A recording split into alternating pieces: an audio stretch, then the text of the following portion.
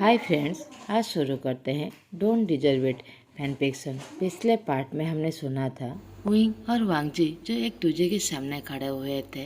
अब आगे की स्टोरी। जाओ चंग जिनचुआन की तरफ देखकर कहता है, तुमने कब विंग से शादी की? और तुम्हें जब पता था कि मैं विंग को इतना ढूंढ रहा हूँ तब तुमने क्यों नहीं कहा? तुम्हें पता था ना मैं अपने भाई को पागलों की तरह ढूंढ रहा हूँ, फिर भी तुमने नहीं कहा। तुम लोग कहाँ पर रह रहे थे? तो जिनचुआन कहता है जिन क्लान में। तो विंग कहता है ब्रुएल माउंटेन में। दोनों की बातों में पूरी तरह डिफरेंस था। सभी उन दोनों की तरफ देखने लगता है और जिनचुआन विंग की तरफ। विंग कहता है हम लोग ब्रुएल माउंटेन में रहते हैं और अभी जिन क्लान घूमने के लिए आए थे। अभी हम खुद से वापस जाने ही वाले हैं। जाओ चंग कहता है ओह। तो फेंगमैन विंग के पास आकर उसे गला लगा लेते हैं और बच्चों के सर पर पैट करते हुए कहते हैं उनका उम्र कितना है? जिनचुआन कहता है 5 साल। विंग कहता है 3 साल। फिर से दोनों की बातों में बहुत ज़्यादा डिफरेंस हो जाता है और सभी फिर से घूरने लगते हैं। इस पर जिनचुआन बड़ी बड़ी आंखों करके विंग की तरफ घूरने लगता है कि अब उसने क्या गलत कर दिया। तो विंग अपनी कोहनी से उसके चेस्ट को मारते हुए कहता है 3 साल और सबकी तरफ क्लैरिफाई देते हुए कहता है उसे पता नहीं है, वो भूल गया है बच्चों का उम्र 3 साल है। तो सभी नोट करते हैं मगर मैडम जो बहुत चालाक थे वो समझ जाते हैं कि कुछ गड़बड़ है। तो वो जिनचुआन के पास कहते हैं बच्चों का नाम तुमने क्या रखा है? जिनचुआन पूरी तरह हड़बड़ा जाता है। उसे समझ नहीं आता कि अब क्या करे। वो विंग की तरफ देखने लगता है तो विंग फट से जवाब दे देता है आयन और सिजुई। इस बार मैडम पूरी तरह समझ जाते हैं कि कुछ न कुछ तो ज़रूर गड़बड़ है और मैंगाओ वो भी समझ गया था जो देख रहा है वो नहीं है। तो वो अपने भाई के पास जाकर कहता है भाई तुमने मुझे भी नहीं कहा कि तुमने शादी कर ली। पापा या फिर भाई ने भी नहीं कहा कि तुमने शादी कर ली है। इन हालात में जिनचुआन समझ नहीं पाता कि वो कभी क्या कहे तो वो पूरी तरह चुप रह जाता है। अच्छा भाई जाने दीजिए, अब बताइए आप विंग से कैसे और कब मिले? आपकी लव स्टोरी के बारे में मुझे सब कुछ जानना है, चलिए बताइए। अब जिनचुआन की तरफ फंस गया था। अब वो कहाँ से शुरू करे और क्या बोले।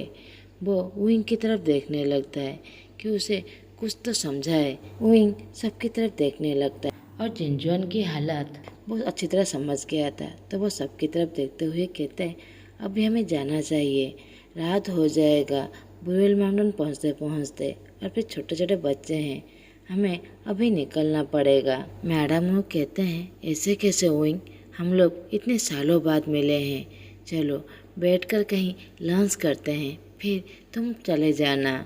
और वो मैंगाओ की तरफ इशारे से कह देते हैं कि वो उसकी बातों पर एग्री करे। तो मैंगाओ साथ देते हुए कहते हैं हाँ हाँ मैडम जियांग ने ठीक कहा, चलो सभी साथ में बैठकर डिनर करते हैं फिर चले जाना।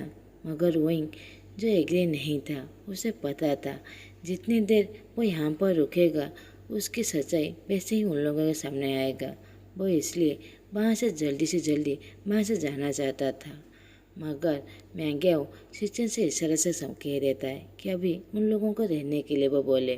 तो सिचेन भी उन लोगों का साथ देते हुए कहते हैं हाँ विंग, तुम्हें हमें एक मौका देना चाहिए हमारी गलतियों को माफ़ करने के लिए। अंकल कुरेन जो उन्हें कुछ भी नहीं समझ पा रहे थे, फिर भी वो विंग के पास जाकर कहते हैं विंग माफ़ कर दो मुझे, मैं उस दिन तुम्हें बिना सोचे समझे इतनी सारी बातें कह दिया था, प्लीज़ हम लोगों के साथ लंच करो। विंग अंकल के पास जाकर कहता है अंकल ऐसा मत कहिए, मैं आपसे नाराज़ नहीं हूँ, मुझे कोई भी गिला शिकवा नहीं है, मैं बस जाना चाहता हूँ, रात हो जाएगा इसलिए। तो अंकल कहते हैं प्लीज़ हमारे साथ लंच कर लो, मुझे लगेगा कि तुमने मुझे माफ़ कर दिया। अब विंग के पास कोई भी रास्ता नहीं था तो वो उन लोगों की बातों पर एग्री कर लेता है।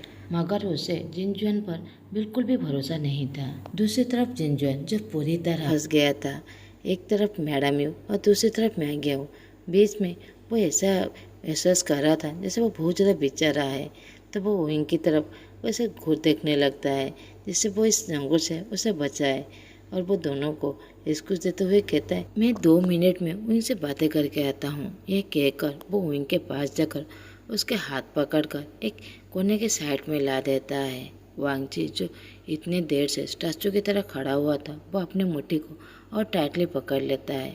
उसे पता था जिन जुएन विंग का हस्बैंड है, मगर फिर भी वो जेलस हो रहा था।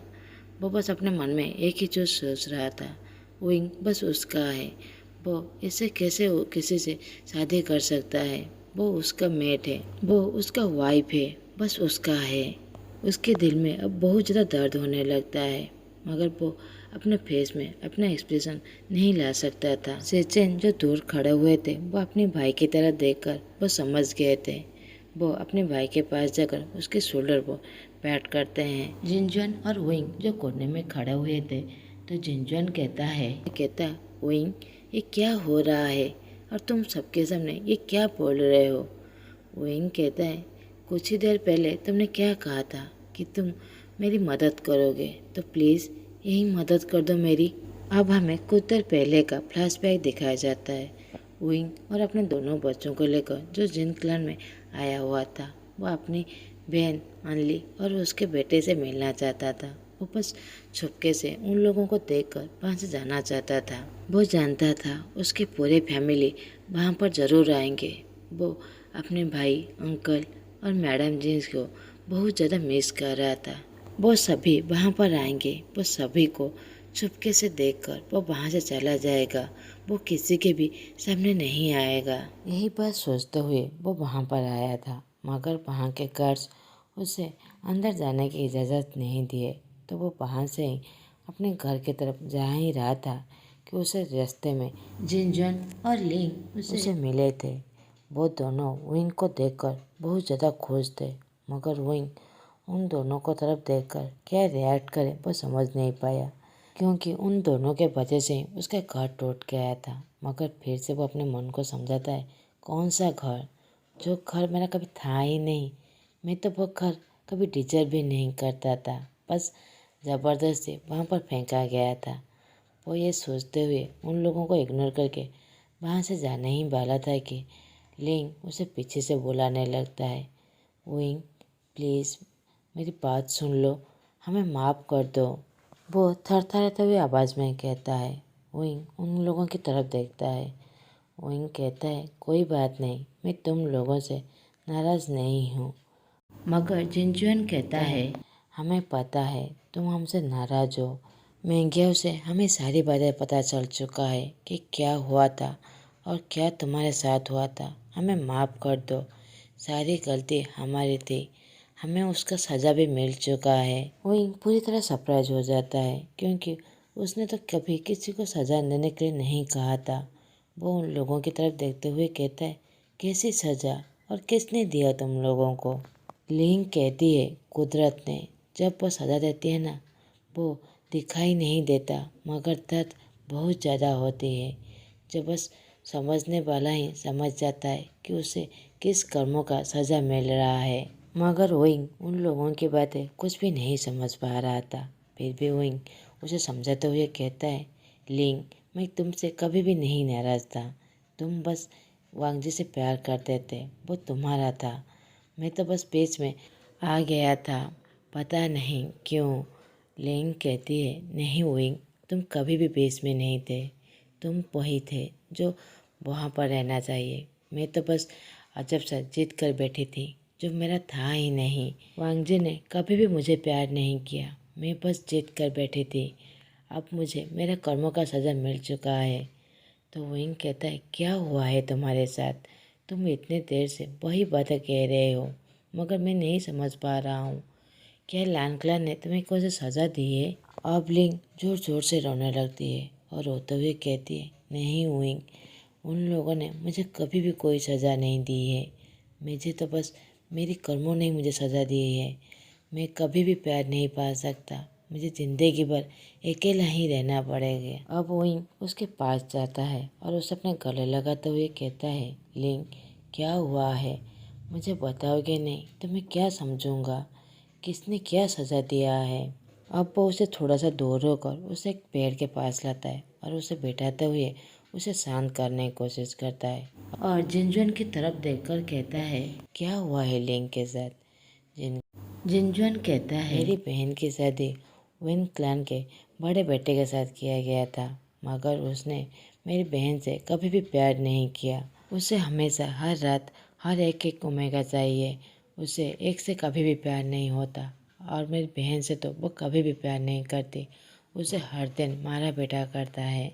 विंग ये बात सुनकर पूरी तरह शॉक हो जाता है और वो गुस्सा भी हो जाता है। उसे कभी भी नहीं पसंद था कोई अल्फा एक ओमेगा पर हाथ उठाए, क्योंकि वो उस दौर से खुद गुजर चुका था। वो लिंग को समझाने लगता है, मगर वो क्या समझाए वो भी खुद नहीं जानता था, क्योंकि जब वो उस हालत में था तभी वो एक उम्मीद रखा था कि वांगजी एक न एक दिन उसे समझ लेगा, मगर आखिर में सब कुछ खत्म हो गया था। तो अब वो लिंग को क्या समझाए, क्योंकि ओमेगा की लाइफ ऐसा ही है कि हमेशा उम्मीद पर ही उन्हें जीना पड़ता है कि एक ना एक दिन अल्फा उन्हें समझेंगे, अल्फा से थोड़ा सा प्यार मिलेगा। मगर हर किसी की किस्मत एक जैसा नहीं होता था। फिर भी वो लिंग को शांत करता है और वो लोग वहाँ पर बैठकर थोड़ी देर बातें करते हैं। बच्चे जो वहाँ पर खेल रहे थे, तो जिनजुन देखकर कहता है, बच्चे क्या ये तुम्हारे हैं? तुमने शादी कर ली है? कहाँ है तुम्हारा हस्बैंड? क्या तुम हमें नहीं मिलाओगे? मगर लिंग पूरी तरह शॉक हो जाता है। वो विंग के हाथ पकड़ते हुए कहता है, क्यों विंग, तुमने वांगजी को क्यों छोड़ दिया? पता है वांगजी तुमसे बहुत ज़्यादा प्यार करता है। वो तुम्हें 4 साल से ढूंढ रहा है। तुमने उसके साथ ऐसा क्यों किया? अब विंग पूरी तरह शिवर करने लगा था। उसका पूरा बॉडी पूरी तरह कोल्ड हो गया था। उस रात की बातें याद करके उसके दिल जैसे अब वहीं पर ही बैठ गया था। सांसें लेना ही बंद हो गया था। अब वो समझ नहीं पा रहा था। उस रात को बीते हुए 4 साल हो चुके थे, मगर फिर भी आज भी विंग उसे याद करके बहुत ज़्यादा घबरा जाता है। आज भी वो चैन से सो नहीं पाता। जब सोने की कोशिश करता है, वो रात एक डरावना सपनों की तरह उसे याद आता है। वो अब भी रात को डर के उठकर बैठकर रोने लगता है। दर्द देने वाला बस दर्द देकर चला जाता है, मगर जिसे मिला होता है वो कहाँ इतनी जल्दी भूल सकता है। और फिर वो तो उसका आत्मसम्मान का था, उसका भरोसा का था। वो तो बस अपने अल्फा से प्यार चाहता था, मगर उसके अल्फा ने उसके दिल के टुकड़े कर दिए थे। उस दिन उसके कपड़ों के नहीं टुकड़े टुकड़े हुए थे, उसके दिल के टुकड़े हो गए थे। उसके शरीर में जो भारी घाव थे वो तो मिट गए, मगर उसके दिल में जो घाव बैठ गया था, उसके मन में जो डर बैठ गया था, वो कहाँ पर मिटेगा। आज भी वो डरता है। जब उस रात की बातें उसे याद आता है, वो डरावना सपने की तरह उसे पीछा नहीं छोड़ता। जैसे ही लिंग ने वांगजी के प्यार की बातें कही, तो उसे उसके मन में वही डर छप गया। वो मन में सोचता है, नहीं, वो कभी भी उसे प्यार नहीं किया था। वो तो बस एक उन लोगों के लिए बोझ था। विंग बहुत हिम्मत करके अपने दिल को समझाता है और लिंग की तरफ देखकर कहता है, जाने दो उस बात को, कोई बात नहीं, मैं खुश हूँ। अपने बच्चों के साथ मैं बहुत ज़्यादा खुश हूँ। जिनजुन कहता है, क्या मतलब तुम बच्चों के साथ खुश हो? तुम्हारा हस्बैंड नहीं है? विंग एक सैड से मुस्कुरा देते हुए कहता है, नहीं, मैंने शादी नहीं की है। मैं बस अपने बच्चों के साथ हंसी खुशी रहता हूँ। तो वो दोनों पूरी तरह शॉक हो जाते हैं और एक दूसरे की तरफ देखने लगते हैं। कुछ देर बाद लिंग विंग की तरफ देखते हुए कहता है, इसका मतलब क्या है? ये बच्चे वांगजी के हैं? विंग के दिल में फिर से धक्का जैसा लगता है, जैसे उसके दिल में फिर से किसी ने छुरा भोंक दिया हो। तो वो चिल्लाते हुए कहता है, नहीं, ये बच्चे किसी के नहीं हैं। तुम्हारे कोई लैंड मेंबर्स का नहीं है। ये बस मेरा है, बस मेरा विंग का बच्चे हैं। विंग वांगजी का नाम भी नहीं लेना चाहता था, क्योंकि जैसे ही वो वांगजी का नाम लेता है उसके दिल में बहुत ज़्यादा दर्द होता था। तो वो वांगजी का नाम भी नहीं लेना चाहता था। लिंग ये बात समझ गया था। वो भी एक ओमेगा है, तो वो ये बात समझ गई थी। वो विंग को शांत करने लगता है। कुछ देर बाद विंग शांत होता है और वो सभी अपने अपने रास्ते के लिए जाने के लिए तैयार हो जाते हैं। तो जिनजुआन कहता है, विंग, तुम्हें कभी भी मेरी ज़रूरत हो तो ज़रूर कहना, मैं तुम्हारी हर वक्त मदद करूँगा। मेरी वजह से ही तुम्हारी ऐसी हालत हुई है, तो मैं अपनी जान देकर भी तुम्हारी मदद ज़रूर करूँगा। विंग कहता है, ऐसी कोई बात नहीं है, तुम बेकार से वरीड हो रहे हो। मैं पूरी तरह ठीक हूँ, अपने बच्चों के साथ बहुत ज़्यादा खुश हूँ। ये बात है कि उन लोगों की तरह हमारे पास पैसा नहीं है, मगर फिर भी मैं खुश हूँ। पैसा हर खुशियाँ नहीं देता, बस प्यार देता है, जो मेरे बच्चे मुझसे करते हैं और मैं अपने बच्चों से करता हूँ, उसी में ही मैं खुश हूँ। लिंग कहती है, मगर वहाँ पर सभी तुम्हें ढूंढ रहे हैं। वाह। उतना ही कहती है कि विंग उसकी बात को काटते हुए कहता है, नहीं लिंग, मैं वहाँ पर डिजर्व नहीं करता था। मैं बस एक नौकर का बेटा हूँ, जो इतने बड़े कल्टीवेटर दुनिया में जाना नहीं चाहिए था। वो तो मेरी किस्मत था जो वहाँ पर पहुँच गया था, मगर वो तो मेरा प्लेस था ही नहीं।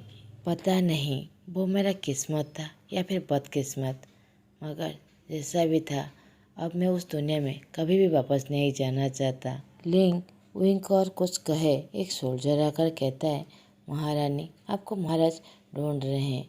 तो लिंग बहुत ज़्यादा परेशान हो जाता है, क्योंकि वो अभी विंग को समझाना चाहता था कि वो अपने घर वापस जाए, वांग जी के साथ अपनी दुनिया बसाए। वो सभी उसे प्यार करते हैं, उसके मन में बहुत ज़्यादा गलतफहमी है। अब उसे अपने हस्बैंड के पास जाना पड़ेगा, मगर वो विंग की तरफ देखकर बस एक ही बात कहता है, विंग, ऐसा नहीं है जो तुम समझ रहे हो। बस एक बार अपने नज़रिया बदल के देखो, अपने डर को साइड करके थोड़ा सा देखो, तो तुम्हें सब सच्चाई दिखाई देगा। विंग उसकी तरफ देखकर एक दुखी सा और एक छोटा सा मुस्कुरा देता है। तो लिंग उन लोगों को बो करके वहाँ से चला जाता है। अब वहाँ पर बस विंग और जिनजुआन थे, जो कुछ देर बातें करते हैं। कुछ ही देर बाद विंग अपने बच्चों को ढूंढने लगता है, जब वो वहाँ पर नहीं थे। यहाँ पर ही फ्लैशबैक ख़त्म होता है। अब हमें पता है कि बच्चे कहाँ पर और कैसे खो गए थे और विंग को कैसे मिले। आज का पार्ट मैं यहीं पर ही ख़त्म करता हूँ। आप लोगों को मेरा एक्सप्रेशन अच्छा लगे तो प्लीज़ लाइक, कमेंट और सब्सक्राइब कर दीजिएगा। Thanks for watching.